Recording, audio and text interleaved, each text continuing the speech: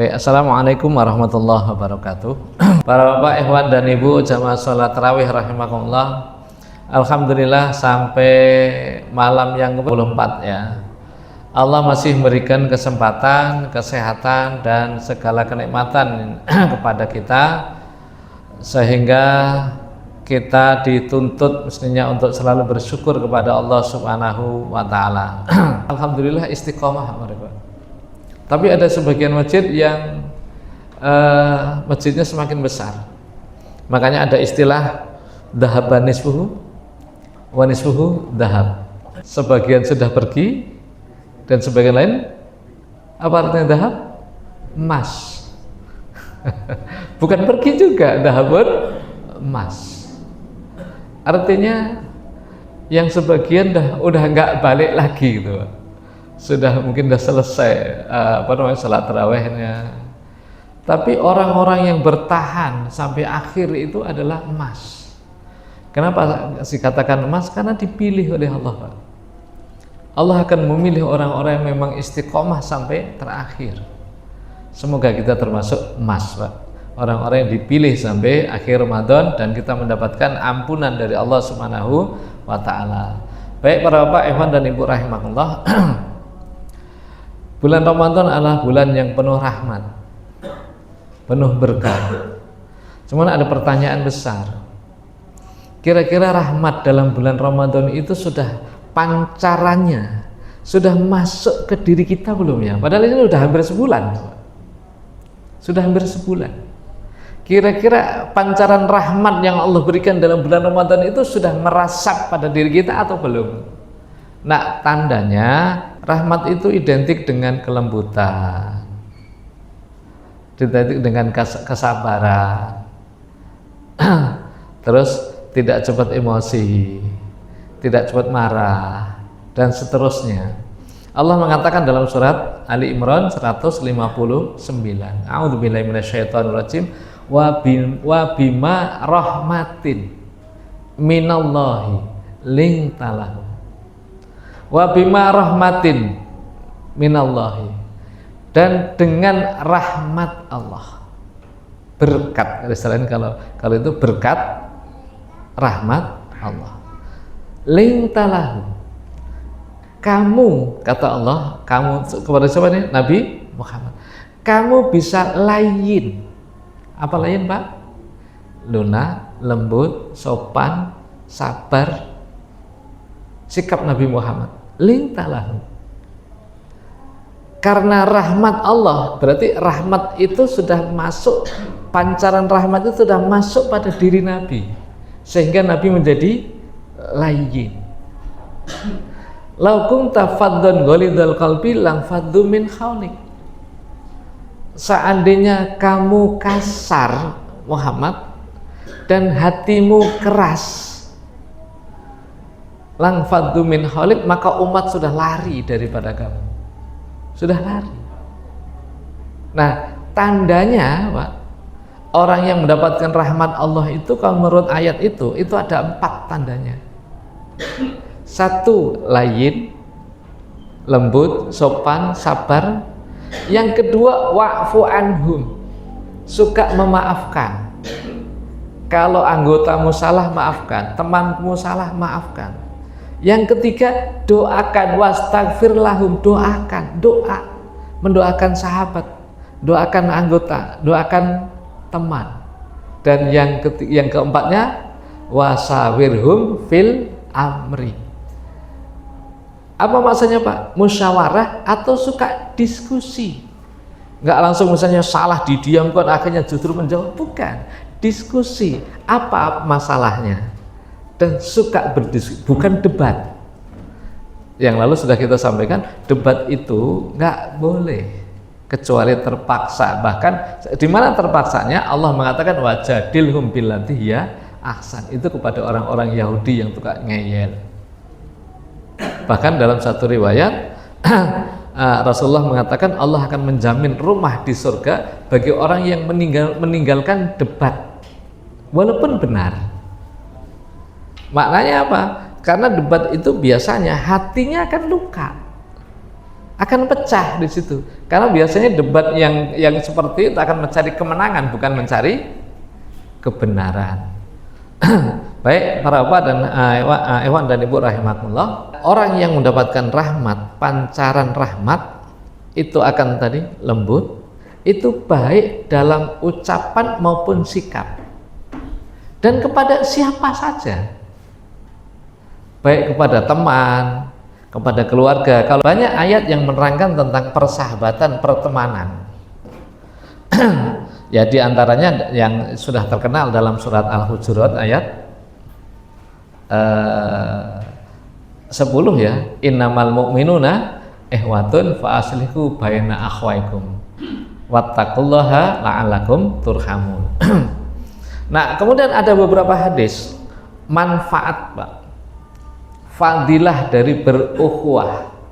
Ternyata berukhuwah ya, istilahnya berteman itu, makanya gini, teman atau ehwah, sahabat itu juga disebut dengan sodiq bahasa Arabnya, sodiqun, teman. Padahal sodiqun itu asalnya sidkun, jujur. Kenapa teman disebut sodiq? Karena di situ harus ada kejujuran antara satu dengan yang lain. Kalau ada kebohongan itu bukan sodiq namanya. Makanya ada ulama yang mengatakan sodikuka man sodakoka wala sodakoka. Temanmu adalah orang yang mengingatkanmu, bukan orang yang selalu membenarkanmu. Kamu salah, benar, pokoknya semua benar begitu ya. Itu bukan teman, menjerumuskan namanya.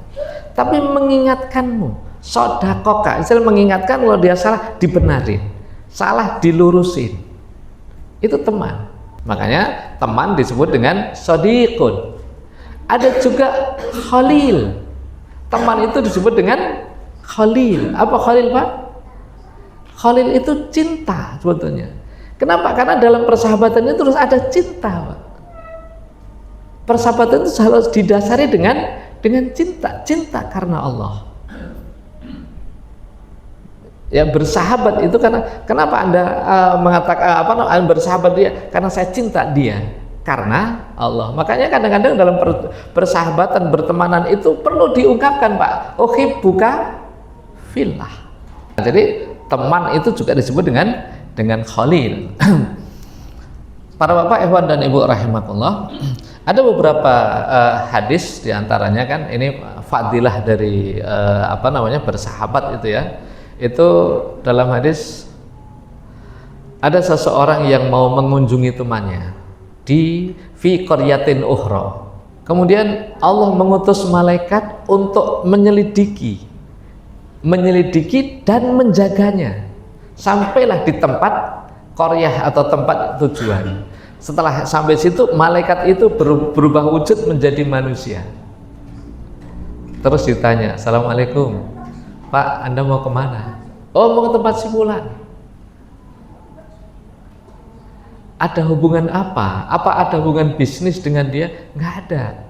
Saya akan silaturahim karena saya cinta dia kepada saya cinta karena Allah. Nggak ada urusan jual beli, mau beli ini, bukan. Atau urusan saudara, bukan. Karena tadi berteman karena Allah. Maka malaikat itu mengatakan, saya adalah utusan Allah yang diutus oleh Allah untuk memberitahukanmu bahwa Allah mencintaimu. Masya Allah. Sebagaimana kamu mencintai saudaramu karena Allah. Allah mencintai, Bang. Allah mencintai orang yang mencintai saudara atau bersahabat dengan saudaranya karena Allah.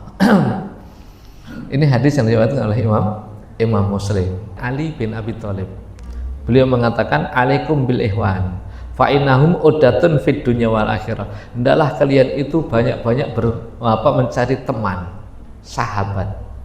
Kenapa? Karena teman itu adalah sebagai bekal di dunia dan di akhirat. Bekal. Teman, sahabat itu bekal di dunia dan akhirat. Apa kata Ali? Bukankah Anda melihat atau mendengar bagaimana penduduk neraka? Maka dia mengatakan penduduk neraka itu Famalana min syafi'in wala shadiqin hamim. Ketika disiksa, mereka mengatakan, kami tidak ada pendukung dan kami nggak ada teman akrab. Mungkin waktu di dunianya banyak temannya, tapi teman yang tidak membawa kepada kebaikan. Maka di dalam Al-Quran surat Zukhruf ya, ayat 47 ayat terakhir itu ya, hampir terakhir, al-akhillau yawma idzin ba'dhum li ba'din adun illal muttaqin. Pertemanan yang ketika di dunia ini, oh temannya banyak ya. Kalau sekarang kan, ayo kita ke kafe, ayo ke sana berteman, makan, teman dalam hal makan. Itu nanti di akhirat Pak, itu antara satu dengan yang lain itu akan menjadi musuh. Illal muttaqin, kecuali orang-orang yang bertakwa, berteman sesama orang yang bertakwa. Jadi kalau berteman, bersahabat karena dunia, ada urusan-urusan dunia, itu nanti di akhirat justru akan menjadi musuh, kata Allah. Illal muttaqin, bersahabat karena takwa. Perkataan Umar bin Khattab, beliau mengatakan, liqa'ul ikhwan jala'ul ahzan. Bertemu teman itu bisa menghilangkan kesedihan. Mungkin di rumah pening kali, banyak kali pikiran, anak liburan mau hari raya nggak punya, ketemu ikhwan senang semua, masya Allah, senyum. Jadi ketemu, kata Umar bin Khattab, ketemu ikhwan itu bisa menghilangkan kegelisahan, kesusahan, kesedihan. Maka beliau mengatakan, idza razaqakallahu mawaddata imri'in muslimin fasabbit biha. Kalau Allah memberikan rizki di sini maksudnya kamu sudah berteman baik dengan seseorang, maka jagalah, maka peliharalah, mahal harganya, kata Umar bin Khattab. Jadi kalau kamu sudah punya teman baik, teman akrab, itu jangan kamu sia-siakan, jaga, pelihara baik-baik. Katakan oleh Imam Syafi'i ya, beliau mengatakan, inna a'jazan nasi man qasar fi talabil ihwan. Orang yang paling lemah adalah orang yang tidak mampu mencari teman, nggak bisa berkawan, menyendiri, nggak bisa berteman. Ada orang kayak gitu ya, tapi ada juga yang mudah. Akan tetapi wa a'jazu minhum man doya man dhafira bihi minhum. Akan tetapi lebih lemah lagi, lebih parah lagi, itu kalau orang yang sudah punya teman baik tapi nggak bisa memelihara. Punya teman baik, punya teman akrab, tapi mungkin karena masalah sedikit saja akhirnya pisah. Maka Ja'far As-Shadiq beliau mengatakan, wala tufattis ala aibi shadiq fatabqa bila shadiqin. Oleh karena itu, jangan kamu selalu mencari aib temanmu, pasti kamu nggak akan dapat teman. Coba berteman dengan ini, wah payah, oh sama dia, payah, semua yang jeleknya yang dia no. Padahal bagaimana sih seharusnya berteman yang baik ini? Imam Syafi'i mengatakan, min alamati shadiq fi ukhuwati akhi, tanda-tanda seorang teman yang baik, ini nasihat Imam Syafi'i kepada kita Pak. Tanda teman yang baik adalah ayyak bala Allah lahu, yaitu menerima aibnya, kekurangannya. Allah itu ilah itu apa? Cacatnya. Karena manusia nggak ada yang sempurna. Teman yang baik adalah menerima cacatnya, wa yasuddu khalalahu, dan menutupi kekurangannya, wa yaghfiru zalatahu, dan memaafkan kekhilafahnya. Itu sebetulnya itu kiatnya Pak. Bagaimana bersahabat yang baik itu adalah satu, menerima apa? Cacat itu apa ya? Kekurangan sebenarnya ya. Atau istilahnya tabiat yang kurang baik lah istilahnya gitu ya, mungkin karakter lah, dia punya karakter yang kurang baik, ya diterima. Terus yang kedua, kalau ada kekurangannya tutupi, jangan justru dibeberkan orang. Yang ketiga, kalau ada kesalahan dimaafkan kepada kita. Maka Bapak-bapak dan Ikhwan rahimakumullah, jadi teman di sini sebenarnya yang bagusnya itu kita mencoba sebagaimana zaman Rasulullah. Memang kita bisa, semuanya bisa menjadi teman, Pak. Tapi ada istilahnya apa ya, semacam khusus gitu loh. Coba dicari. Sebagaimana zaman Rasulullah, ketika Rasulullah dari Mekah hijrah ke Madinah, Rasulullah ta'akhau, mempersaudarakan. Lah kita cari coba. Yang nggak mesti satu, bisa dua, bisa tiga, sahabat yang baik lah, yang bisa menerima kekurangan. Sebagaimana pada zaman Rasulullah ada siapa? Salman Al-Farisi dan Abu Darda. Ini dipersaudarakan oleh Rasulullah. Pada satu hari Abu Darda dimintain tolong oleh Salman.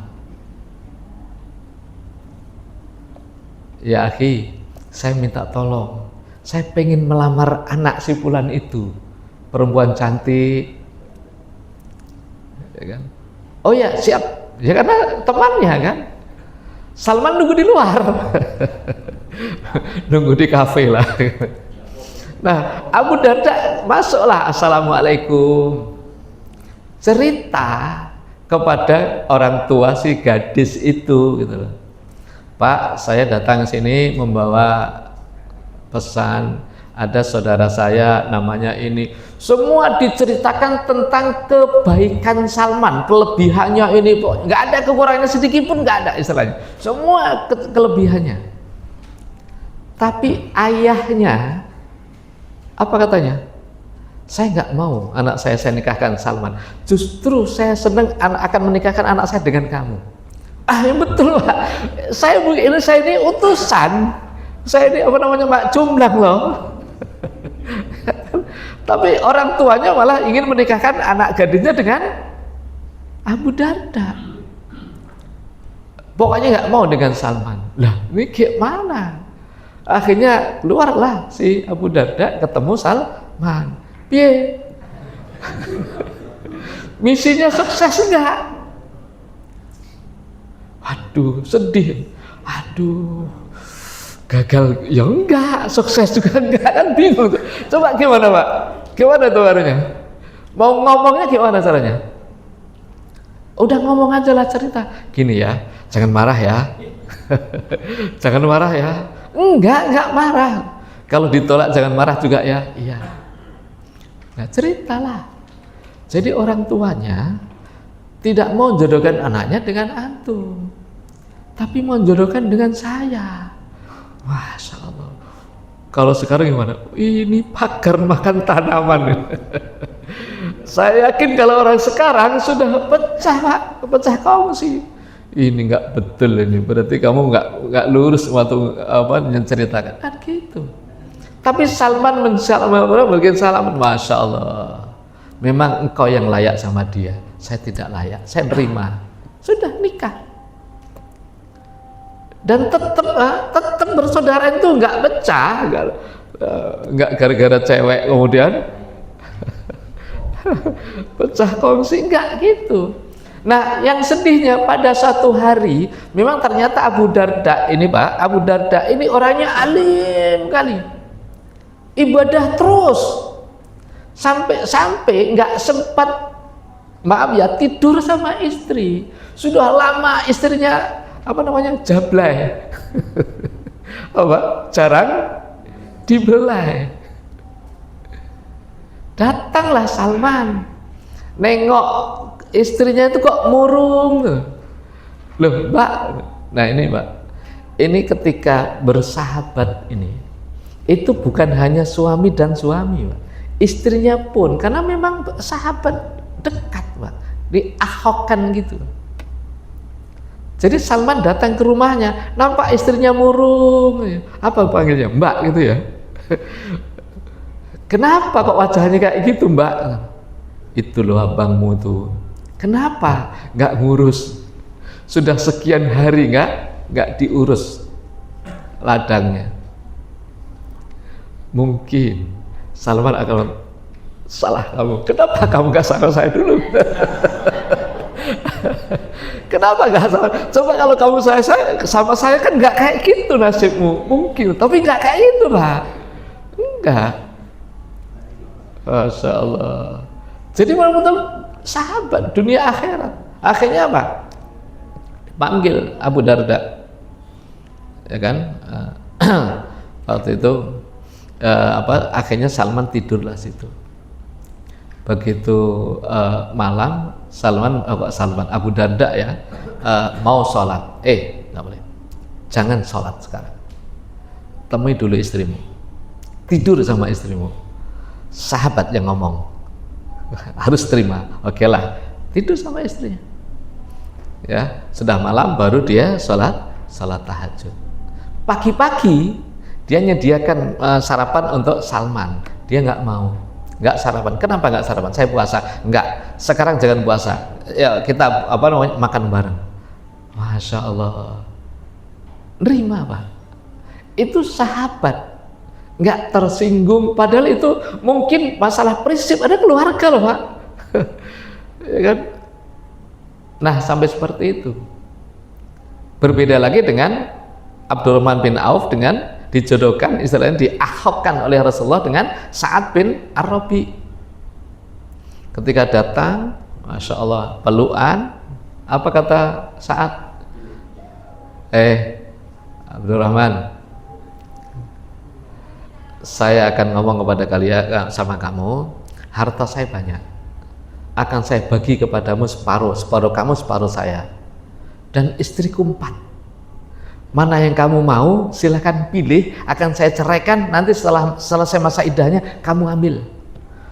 Masya Allah, sampai kayak gitu, Pak. Itu isar.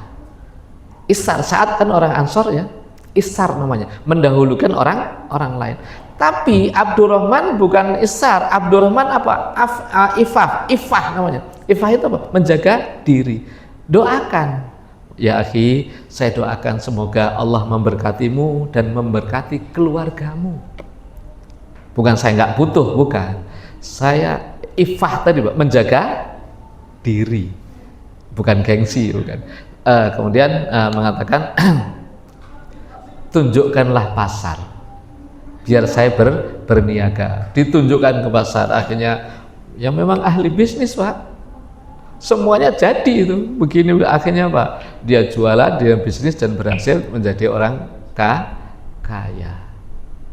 Nah itu bertemanan, bersahabat. Dan banyak sebenarnya kisah-kisah persahabatan itu. Adab-adab berteman, tidak mencari aibnya, ya, bukan mencari. Kalau mencari aibnya terus, asik kesalahannya terus, ya nggak akan mendapat teman. Maka dalam hadis ini termasuk adabnya, al muslimu akhul muslim. Orang Islam dengan orang Islam yang lain itu adalah saudara. La yadlimuhu. Satu, tidak mendoliminya. Mendolimi apa? Tidak mencela, tidak menyakiti, la yadlimuhu wala yuslimuhu, dan tidak menyerahkan. Maksudnya gini, teman itu pertama tidak mendolimi. Tidak mendolimi itu maknanya tidak membuatnya susah, Pak. Dengan mungkin dengan mencela, dengan memaki, dengan memarahi, dengan ya mengejek, membuli dan lain sebagainya, itu mendolimi. Wala yuslimuhu itu menyerahkan, maksudnya gini, membiarkan saudaranya itu celaka, juga tidak begitu, tidak terlalu usil tapi juga tidak membiarkan terserah aja, nggak begitu. Tetap kalau ingat, kalau salah direm, nggak boleh ya akhi. Nah, itu pertemanan, tidak mendolimi tapi tidak membiarkan saudaranya, temannya itu salah, tetap diingatkan. Kemudian mangkana fi hajati akhi kanallahu fi hajatihi. Barang siapa, nah yang ketiganya tidak mendolimi, tidak menyerahkan, membiarkan. Yang ketiganya adalah menolong. Barang siapa yang menolong saudaranya, maka Allah akan menolongnya. Barang siapa yang membantu saudaranya, maka Allah akan membantunya. Mangkana fi hajati akhi, barang siapa yang selalu membantu hajat, keperluan saudaranya, maka Allah akan membantu. Man farroja man farroja an muslimin kurbatan farrojallahu anhu biha kurbatan min kurabi yaumil qiyamah. Barang siapa yang memberikan farroja, itu memberikan solusi ketika temannya itu sedang kesulitan, maka Allah akan memberikan solusi ketika dia mendapatkan kesulitan di hari kiamat. Wa man satara musliman satarallahu yaumil qiyamah. Dan barang siapa yang menutupi, termasuk yang sekian itu tadi, menutupi aibnya. Menutupi di sini bukan berarti membiarkan kesalahannya. Kalau membiarkan salah lagi, akan tetapi mengingatkannya itu tidak di depan orang lain. Taib, para Pak Ikhwan dan Ibu rahimakumullah. Jadi itulah pertemanan, ya, bersahabatan. Kita tinggal bagaimana kita mencari teman. Dan ingat, teman yang terbaik itu adalah teman yang selalu menunjukkan kebaikan. Dan hebatnya nanti, teman itu nanti di akhirat bisa bisa memberikan syafaat. Itu yang paling penting. Dalam hadis diceritakan oleh Imam Muslim, ceritanya nanti setelah orang beriman itu dikeluarkan dari neraka, orang beriman yang dikeluarkan dari neraka kemudian masuk surga, maka yang paling getol dia perjuangkan adalah mencari teman yang tidak nampak di neraka, tidak nampak di surga. Maka dia mengatakan, ya Allah, Rabbana. Dia mengatakan dalam hadisnya panjang ini, Rabbana kan yasumuna ma'ana wa yusalluna wa yuhajjuna. Dia akan mengatakan, ya Allah, dia dulu berpuasa bersama kami, dia sholat bersama kami, dia haji bersama kami. Maka dijawab oleh Allah, fayuqalu lahum ahriju man araftum. Dijawab oleh Allah, coba kamu cari-cari yang di neraka itu, siapa yang kamu kenal, kenal satu-satu. Siapa tahu misalnya antum duluan nanti masuk surga, seperti Ibnul Qayyim. Pak, apa Ibnul Qayyim? Idalam tajiduni fil jannah fas'alu anni. Kalau nanti kalian masuk surga kok tidak mendapati aku berada di sana, maka pertanyakan kepada Allah tentang aku. Ya Rabbana, abduka fulan yudzakiruna bika.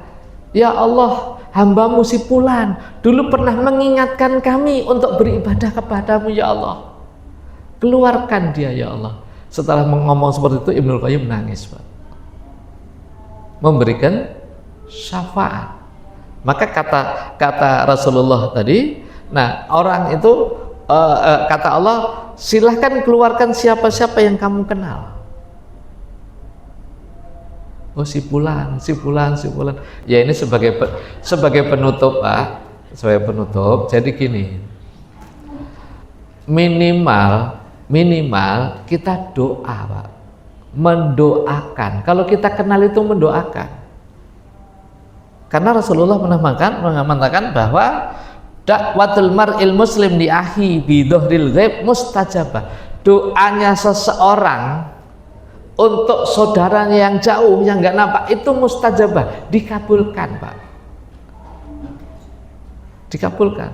Wa inda ra'si, di dekat, kalau dia misalnya berdoa, ya Allah, misalnya lah, ya tadi cari duit untuk masjid, ya Allah, misalnya jauh, misalnya gitu kan, itu di samping kepala saya yang saya mendoakan itu ada malaikat. Yang malaikat itu berkata ketika saya ngomong itu, apa kata malaikat? Amin walaka bimislin. amin walaka bimislin. Apa artinya Pak? Amin ketika saya, ya Allah si tadi misalnya malaikat tadi amin mendoakan saya, mengaminkan doa saya, amin, diijabahi. Kenapa? Diaminkan oleh malaikat Pak. Doa saya untuk saudara itu diaminkan oleh malaikat, amin, dikabulkan. Wa anta bimisli, dan kamu juga untuk saya minta ya Allah berikan rezeki kepada si fulan, kamu juga dapat rezeki, untung. Jadi mendoakan saudara itu untung Pak. Makanya ya terutama kalau ketika safar dan lain sebagainya lah, ada 3 kan, safar, terus orang yang terdolimi, dan orang tua untuk anaknya, itu kan doa yang dikabulkan, terutama ketika safar. Ya akhi, doakan saya. Dan ingat bahwa doa, walaupun doa itu sama Pak, bentuknya sama, bunyinya sama, tapi ketika diucapkan oleh orang berbeda belum tentu sama Pak. Sama doanya itu, tapi si fulan mengucapkan ini, si fulan mengucapkan ini kadang-kadang ya si fulan itu belum tentu dikabulkan, ini belum dikabulkan. Makanya sebetulnya penting mengucapkan ya mohon atau minta kepada temannya itu, ya akhi doain saya. Dan itu biasa pada zaman sahabat. Ketika Umar ya mau umroh itu ya, mau ibadah, apa? Ya ukhayya la tansana min doaika. Ya wahai kawanku, jangan engkau lupakan, jangan engkau lupakan nama, atau sebutlah namaku dalam doamu. Jadi kalau sekarang kan enak sih pakai WA adalah, ya akhi doain saya, doain. Itu amanat. Kalau doain saya itu amanat Pak, harus didoain tuh. Ya kan. Cuman kalau banyak kali ya sudah pakai hum aja lah. Satu contoh ya Allah jamaah masjid fa'il khair ya Allah, lahum kurbatan ya Allah, farij karbahum ya Allah, mereka punya kesulitan semua ya Allah, farij karbahum ya Allah, keluarkanlah kesulitan mereka, tuntaskan atau lapangkanlah semua kesulitan mereka, farij karbahum ya Allah.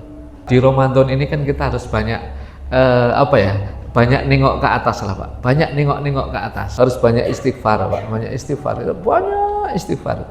di mana-mana istighfar, selalu istighfar dan istighfar. Kenapa? Karena bisa jadi kesalahan adalah terutama di ekonomi Pak, kalau ingin kaya banyak istighfar.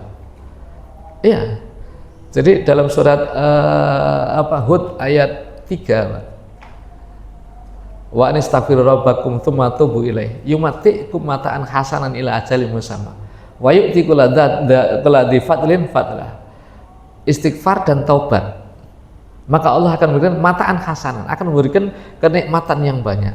Loh, apa hubungannya istighfar dengan kenikmatan?